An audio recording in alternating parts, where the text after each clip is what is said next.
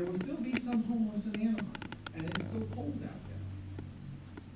That's where there's gonna be some next steps that we're gonna be talking about to try and find them some shelter for those who just will not go. But they will not be allowed to stay in the parks. They will not be allowed to stay on the sidewalks. That's the key, that's what you all want to know about. Also, what I don't think has been made fully public, the Armory in Fullerton is opening,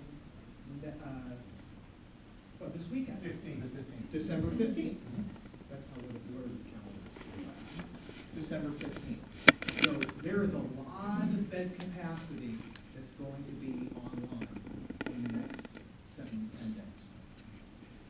Which is why they take the Anaheim homeless, will the Fullerton take the Anaheim homeless? Some of the West Anaheim homeless will go to the Armory in Fullerton, yes. But the next question, I had the same question. Well, if the Armory in Fullerton is opening, well, why do we need to shelter in Anaheim? Because of the stipulations within the cell that requires there to be jurisdiction. And that's how we arrived at the special meeting. So you're telling me that I just want to The parks and the sidewalks, which was no, the original no, but question. that's what I meant. I was thinking down Broadway, they will all be done. What about Magnolia? Because there's another, Magnolia. That's sidewalks and parks. And they will be cleaned out also. That is the intent of the anti-camping ordinance, yes. And if they're not, well, my address is listed publicly on a lot of things. I'll have a line in front of my door. Family services has been out to the actual park, families, families and that, young kids. In 18 months old, why haven't family services been out and taking care of that? I wish I could answer that detailed question. I don't feel sorry for the people, I feel sorry for the It's disturbing, it's beyond sad, it's disturbing. Yeah. But that's what we're dealing with right now because of how this is evolving. So, okay, I hope that answers the sidewalk question. No, well, they were interested in that, once they just go to the sidewalks. Okay, another question in the back, yes? Yeah, I had a question, I guess. Let's say a homeless person is married to another homeless person and they don't want to be separated. Will they be forced to separate and go into the shelter? And if they're not causing any problems or they're in the park with their property, are you saying that a homeless person that's not causing any problems or drinking or this or that can't have the right to be in the park? They're going to be forced into the shelter? Josh, you know the anti-camping ordinance better than probably anyone. And my understanding is no more camping in the park, period. So the homeless can't exist with their property in the park is what you're saying? The homeless, as I understand, for the shelter that's being built on State College can take all their property there, Yes, correct? yes, we're having containers for them with locks on them. They can put their stuff in there, and if there's couples, we have a couples area there. Yeah. Yeah. We made sure of that because we knew the speed limit we were doing that, frankly, that what the advocacy community had been conveying to us that the property confiscation had been a real shortfall in previous iterations. So, no, it's a very good point. Would you like the Illumination Foundation and pets too? Pets, okay. Yeah. David? No, I just wanted to add the pets. Yeah. Addendum. Yes. And the gentleman? Yes. Yes. I just wanna, might wanna make it like a concert. Might go over there tomorrow and put a wristband on one of them so we don't get any extras in there. Get them all off Broadway, all off Magnolia. The ones with wristbands go in there first. Cause I see trash trucks with police behind them in Fullerton, telling them to take what you want and keep moving on, and they're dumping everything else in that trash truck over there in Fullerton. I think they're chasing them over the hill. No, sir, that's exactly what they did in Santa Ana. It started at 4 a.m. and it ends about midday, about 1 o'clock. That's exactly the way it's done. They have a choice, take all their stuff, put it in the storage safely, brought with a flatbed truck. Everything's, respect is given, dignity is given, but there's a lot of trash left over, and they feel, okay, just throw that away, because it can't fit in the container. You know the details. Well, no, I've seen it. You've seen it, you know it. Luann? In regards to storage of people's stuff, I understand for the people who want to go, there'll be adequate storage. For the people who don't want to go and they're going to leave, does their stuff have to be tagged and left for a certain amount of time? Or is it just something where you take it or it goes? I'll answer as if I was Judge Carter, which I'm not. You have to follow the law. So there's no law against walking down the street with a shopping cart. But if you stop and spread your stuff out in the park, you violate, and Josh can tell us the story, I've done better than I can. If you camp there, sleep there, you can't do it. So, you know, again, this is America and all that. But to the extent you want to have your stuff, you put it in a special container with a lock, brand new, like this big and that high. I mean, they get to keep their stuff.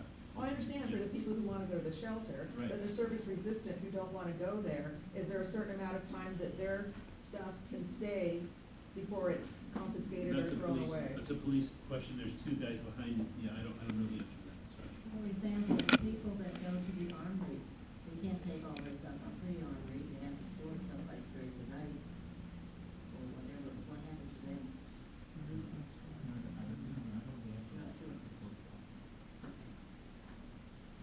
So you're saying that, no more can people with all their stuff, their bikes and their, all their stuff, they can't go in the park during the day too, spread all their stuff out like they've been doing, and then leave at night.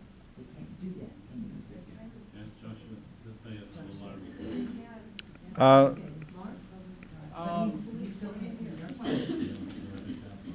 Say about the people that like are across by the donut shop right here at Lincoln and Beach, the people that are out, the people that are outside, you know, in the shopping centers, are they gonna be kind of left out of this outreach? Are we gonna reach out to the people that are living by the abandoned Stater Brothers at Knott and Lincoln, and the people that are by the donut shop across the street, you know, this kind of thing?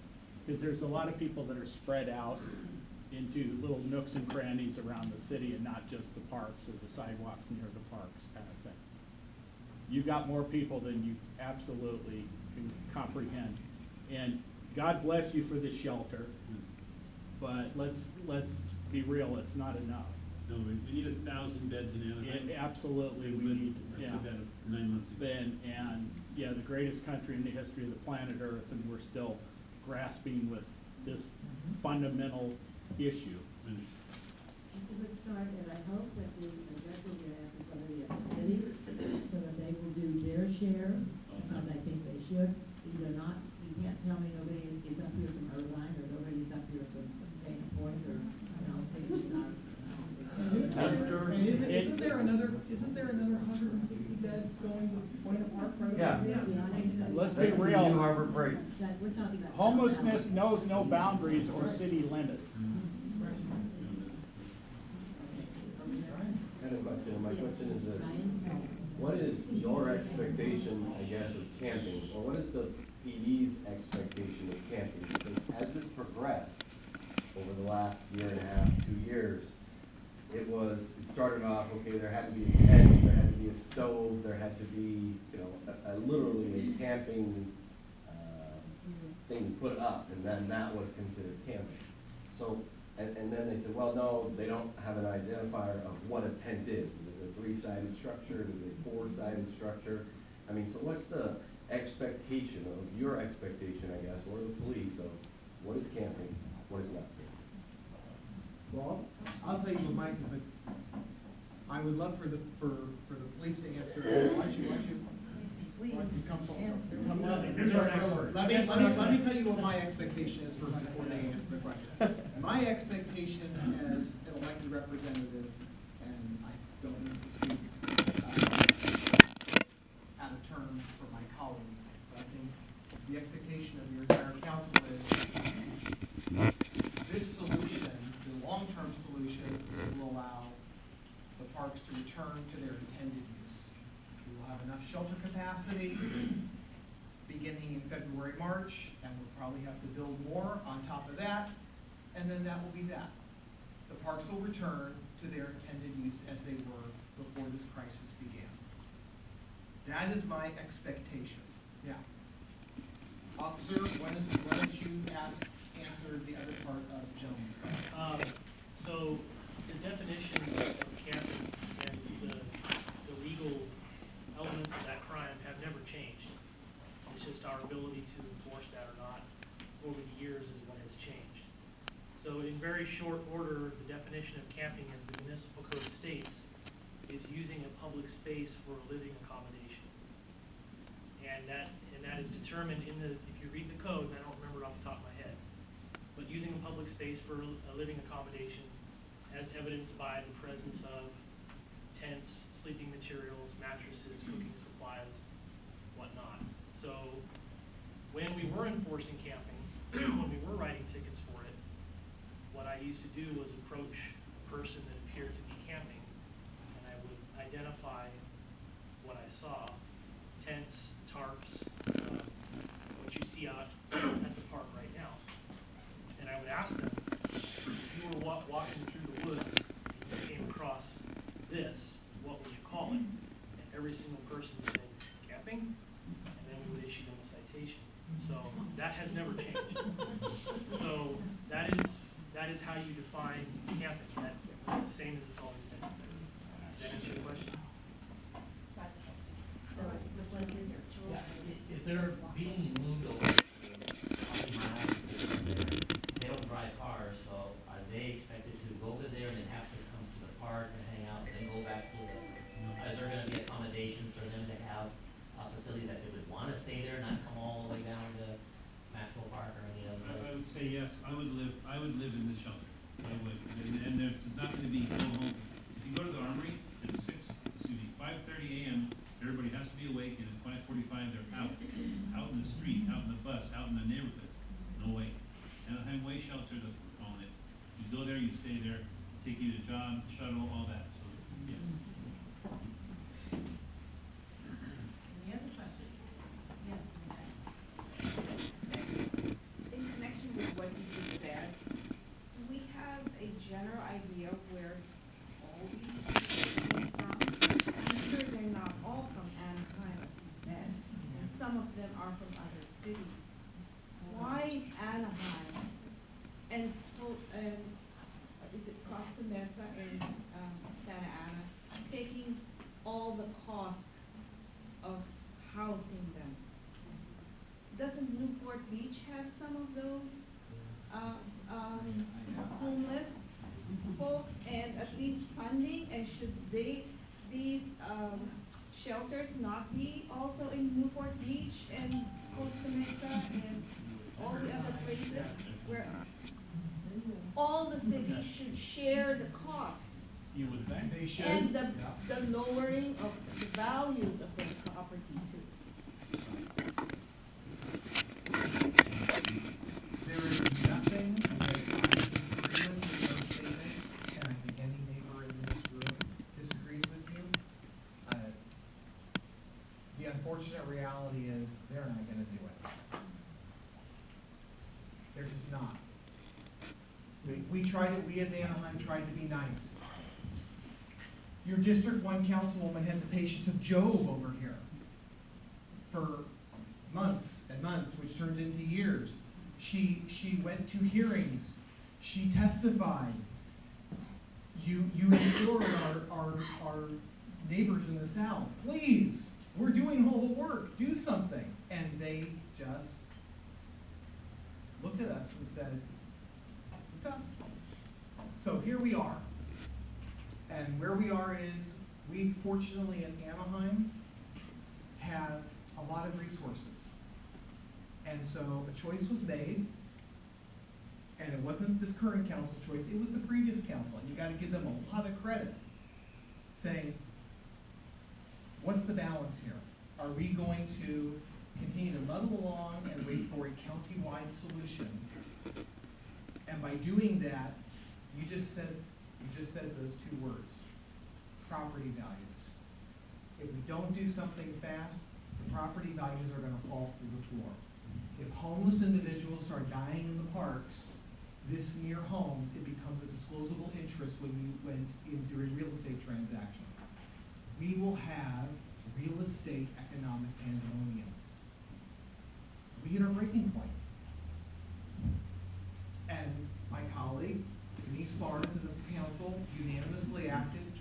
solve the issue. Lots of money, tons of money. And what Mr. Taramina has been doing with them, and now with doing is we are making sure that it gets done throughput and we don't stumble toward the finish line. The county has all the resources, all the statistics, and all the money, and they've mismanaged it horribly. Anaheim decided, thanks to Denise and her other 6 partners, we're gonna take it our own self and fix our own problem.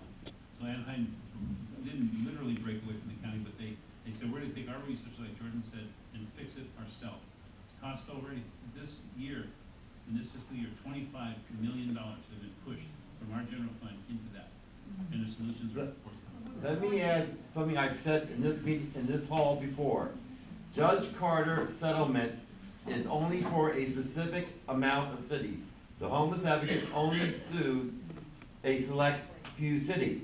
And Judge Carter has said multiple times, he needs the homeless advocates to add the additional cities. He has no power over those cities until the advocates sue those cities. You are correct, sir. And it's coming to a theater near you soon.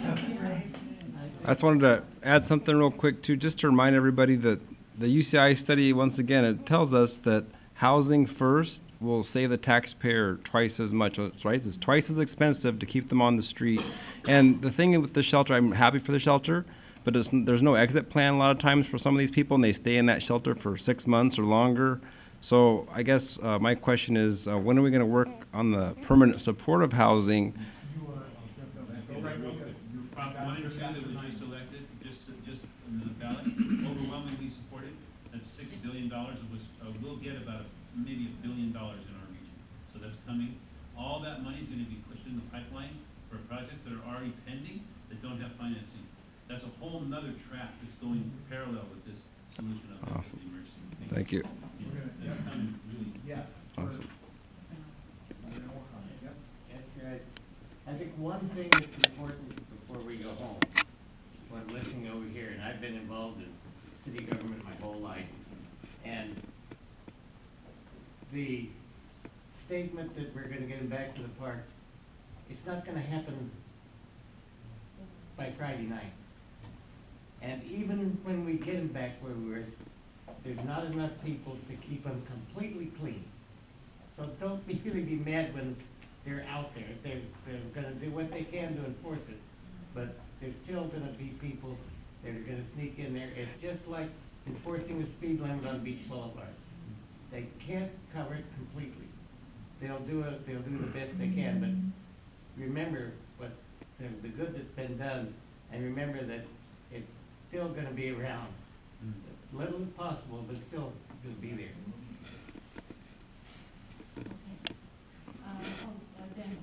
Yes, the idea too that the South County has to pick up their end of the this situation, this calamity, this terrible situation. And let's keep in mind that in 2008, 2009, at the time of the bank foreclosure and the economy had fallen, that Newport Beach was about the only area in the county that did not have any bank foreclosures. So you can see the mindset in the south part of the county is they're in a different kind of sphere, that they're in a different, their whole concept of what's going on here is beyond them. They don't see it. So that's the thing, is they have to be told by a federal judge, you have to pick up your part of this situation. I don't call it a burden, because to them, those people out in the street, they're living the burden. They're living that horrible, in the great country that we live in, and we have to, as a people, have to pick it up. So the South County has to be told by a federal judge, you have to be part of this. You can't walk away from this. Watch the headlines after Valentine's Day. That's all I can tell you. That's coming. I want to say one more thing that's really on point. I had an opportunity, Mark, to sit, and I've shared this with some of our folks here. I had an opportunity to sit right across the table from Chuck Schumer, the Democratic leader, right, at the Seminoles home, and it was amazing. I asked him after all was quiet and there was focus, and I said, after the small talk was over, I said, Senator Schumer, what is the priority of homelessness in the national eye. How high is it on a scale of 1 to 10? Where does it rank? Because here in Orange County, it's a 15. It's off the charts. It's the most important thing everybody cares about. He looked at me for a moment, looked off in the distance at the ocean, and looked back at me, and he said, Mr. Taramina, I'm sorry to report that it's a 0. 0. So if we want to do something next after we get the shelters bill, let's still have a revolt on a national level. Start it here and get some attention paid to this. That's We right. spend what we spend in Iraq and blah, blah, blah. We can do it here. $1 billion to do a lot of solutions. Well, you know my story about we can send a satellite across the solar system. You know my story. That we can't handle this fundamental, that's right here, My observations here. I have a question. In the homeless community, there's a lot of mental health issues, alcohol and drug issues. How are those going to be addressed? Nonprofit in Orange County, called Mind OC. I happen to be a board member on there with the CEOs of Kaiser Hospital, St. Joseph's, Poe, Dan Young from Urban Company. That is a whole nother focus, and we have a funding of $1 billion that's going to be applied through Cal Optima and a whole bunch of other places. Facilities are being built right now by the County of Orange, so that's on a county level on the mental health side, and that you'll see that probably by summer. Yep. Okay, Rod? My observations over the past 6 months or so is that the homeless problem in our area has just exploded. We had a problem before, but since they leased the Baymont Inn, and from what I understand, the types of folks they put in the Baymont Inn were the people that don't want help. The drug abusers that don't want to go into facilities, people that have mental issues. And I suspect that that's a large percentage of the people that we have on our streets and in the parks today. Now, if the police approach these folks and ask them if they want help, and they say they don't, then my understanding is then they have to go arrest them, and they have to go through that process. Since we have a limited number of beds, is there going to be a plan to try to get to those people first? And so that because once the beds are filled, then they can't ask those people anymore, right? If they don't have a bed for them, they can't force them to leave. Well, that's all, yes, Yes, we can. you are correct. There's also, the stipulations of the settlement are beds so we can enforce the ordinance. Your question is asking a longer term problem, how we deal with homelessness. It's always the right in between the shelters issue and the housing issue. The county has enough vouchers for motels, for people who go through the process, or people who won't go to a shelter, if they can go through a timely interface with the responsible officers of the county. By having a shelter plan, and those who can and will go to the shelters out of the cold and into facilities, that's where we can take those who are left and we can surgically deal with their needs and their issues. And that's what the county has the resources for. And that's what we're trying to do. We're trying to dig through the cirrus. I'm sorry to use the English here, but the madness that is above here by creating shelters so we can deal with that population of those who are suffering the condition of homelessness, where they really need treatment and full interactive services. And then that's where the vouchers come in and all that multi-service counseling. So it's, I hope that kind of fills out some of the answer that you were looking for. Is that available now, or is it? It is available now, but because we don't have the shelters, we don't even get there. And the system doesn't have enough capacity to get there. Well, please share the video. Do join Homeless Advocates for Christ on Facebook and pray things are done right on the 20th. Hopefully people's rights aren't violated. Thanks so much for your prayers and support, and may God bless you as you seek first His kingdom always. Bye-bye.